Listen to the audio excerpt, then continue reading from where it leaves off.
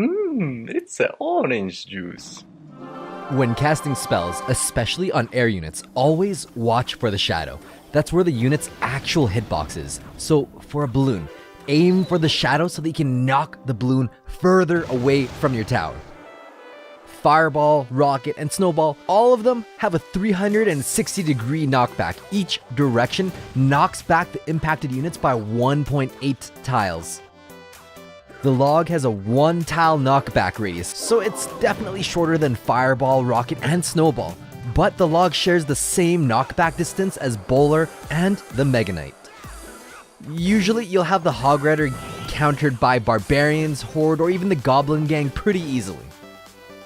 When you start realizing this on the next rotation, precasting the spell can eliminate the threat if you can predict it on your second or third rotation with the Hog Rider. The poison spell deals 75 damage per second, so it's actually the perfect counter to Graveyard. Always save your poison if you know they have Graveyard. Despite the many nerfs from Tornado, it's best for two things. One, clumping stuff up for splashers, and two, amazing for activating the King Tower, severely crippling their pushes if you have the King on your side. Check out my Tornado Tech video if you want to learn more advanced tips on how to use Tornado really well.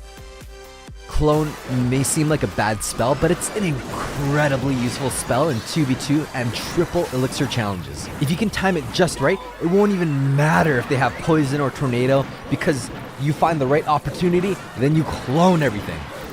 Clone is the most uneven spell in the game, in the sense that the primary unit will always skip to the left. That doesn't mean that it's not balanced though, but both lanes serve completely different purposes. If you push the left lane, you are going in with the intent to clone skip a tank or Lava Hound past the Inferno Tower and straight towards their Princess Tower.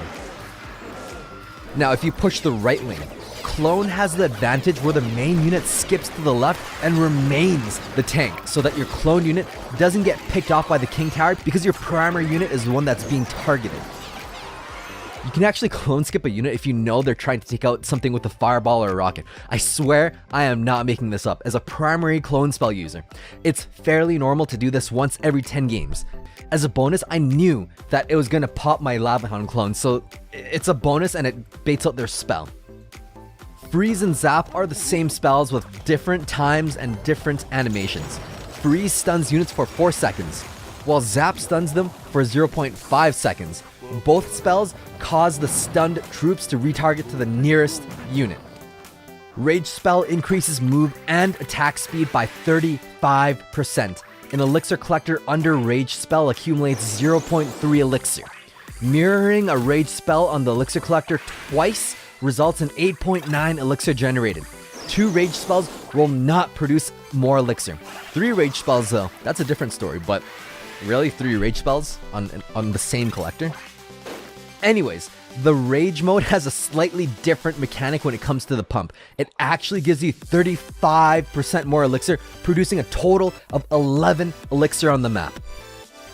Everything that slows by ice will effectively slow units by 35%. This includes the Ice Wizard's attack, the Snowball's effect, and the Ice Golem's Death Nova.